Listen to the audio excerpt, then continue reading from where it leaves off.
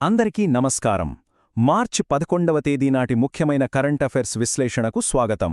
రాబోయే కొద్ది నిమిషాల్లో నిన్న జరిగిన కీలక పరిణామాలను, ముఖ్యంగా పరీక్షల కోణంలో చాలా స్పష్టంగా, వివరంగా తెలుసుకుందాం. ఈ విశ్లేషణ ముఖ్యంగా గ్రూప్స్, ఎస్ఎస్సి, బ్యాంకింగ్, పోలీస్ ఇలాంటి పోటీ పరీక్షలకు సిద్ధమవుతున్న వాళ్లందరి కోసం ప్రత్యేకంగా రూపొందించబడింది. కేవలం హెడ్లైన్స్ మాత్రమే కాదు, వాటి వెనుకున్న అసలు విషయం ఏంటి, డేటా ఏం చెప్తోంది, సందర్భమేంటి అనేది కూడా చూద్దాం. సరే, మరి ఆలస్యం చేయకుండా మొదలుపెట్టేద్దామా? నిన్న ఒక్కరోజే 4 ప్రధాన రంగాలలో చాలా ముఖ్యమైన మార్పులు జరిగాయండి. అవేంటంటే విద్య, అంతరిక్ష సాంకేతికత, క్రీడలు, ఇంకా పర్యావరణం. ఇప్పుడు వీటిని ఒక్కొక్కటిగా మన పరీక్షలకు ఎలా ఉపయోగపడతాయో లోతుగా చూద్దాం. ఓకే, మన మొదటి ముఖ్యమైన అంశం విద్యా రంగానికి సంబంధించిన ఒక కీలకమైన ప్రభుత్వ నిర్ణయం. కేంద్ర విద్యా మంత్రిత్వ శాఖ ప్రధానమంత్రి ఈ విద్యా కార్యక్రమాన్ని ఇప్పుడు సెకండ్ ఫేజ్లోకి, అంటే ఇంకో లెవెల్కి తీసుకెళ్లాలని నిర్ణయించింది. ఈ నిర్ణయం దేశంలోని లక్షలాది విద్యార్థుల భవిష్యత్తుపై చాలా పెద్ద ప్రభావమే చూపించబోతోంది. ఇప్పుడు అసలు విస్తరణలో ఏముందో కొన్ని ముఖ్యమైన వివరాలు చూద్దాం. ఈ స్లైడ్లో చూస్తున్నట్టుగా దీని ప్రధాన లక్ష్యం గ్రామీణ విద్యార్థులే. వాళ్లకోసమే స్వయం పోర్టల్లో కొత్తగా రీజనల్ లాంగ్వేజెస్లో కోర్సులను తీసుకురాబోతున్నారు.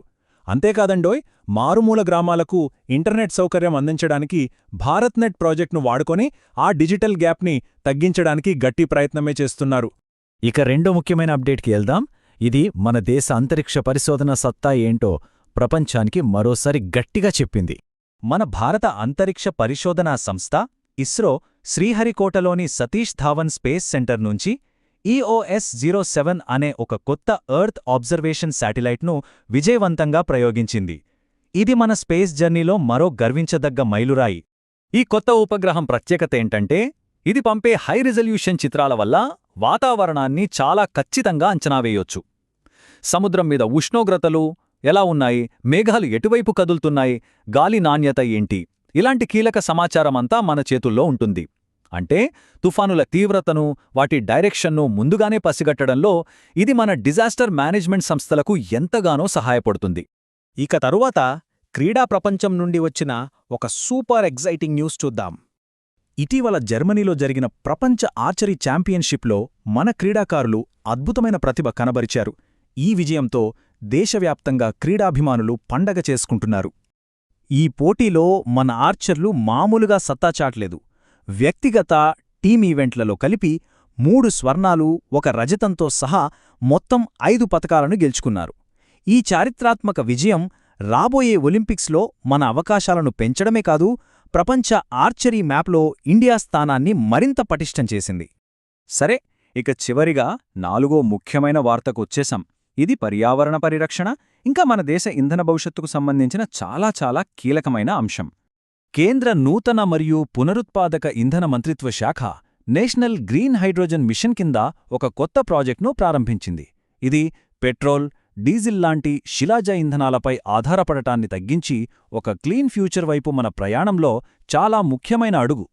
ఈ ప్రాజెక్ట్ మెయిన్ టార్గెట్ ఏంటంటే 2030 నాటికి 500 గిగావాట్ల పునరుత్పాదక ఇంధన సామర్థ్యాన్ని సాధించడం. ఇందులో భాగంగా సోలార్, విండ్ పవర్ ప్లాంట్ల ఏర్పాటుకు ప్రభుత్వం సబ్సిడీలను కూడా ఇస్తోంది. దీని ద్వారా కర్బన ఉద్గారాలను, అంటే పొల్యూషన్ను బాగా తగ్గించి పర్యావరణాన్ని కాపాడడంపై ఫోకస్ పెట్టారు. సరే, ఇప్పటివరకు మనం డిస్కస్ చేసుకున్న ఈ 4 ముఖ్యమైన అంశాలను పరీక్షల కోసం గుర్తుంచుకోవడానికి ఇప్పుడు ఒక క్విక్ రివిజన్ చేద్దాం. కీవర్డ్స్ మీద బాగా దృష్టి పెట్టండి. గుర్తుంచుకోండి, మొదటిది ప్రధానమంత్రి ఈ విద్యా కార్యక్రమం. రెండవది ఇస్రో ప్రయోగించిన EOS-07 ఉపగ్రహం. మూడవది ప్రపంచ ఆర్చరీ ఛాంపియన్షిప్లో మన విజయాలు. ఇక 4వది నేషనల్ గ్రీన్ హైడ్రోజన్ మిషన్.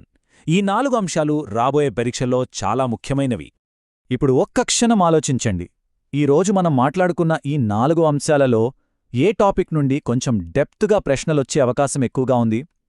ముఖ్యంగా నేషనల్ గ్రీన్ హైడ్రోజన్ మిషన్ లాంటి దీర్ఘకాలిక ప్రభుత్వ విధానాలపై ప్రత్యేకంగా దృష్టి పెట్టడం చాలా అవసరం. ఈ విశ్లేషణ ప్రిపరేషన్కు సహాయపడిందని ఆశిస్తున్నాను. రేపటి తాజా కరెంట్ అఫైర్స్తో మళ్ళీ కలుద్దాం. అంతవరకు ధన్యవాదాలు.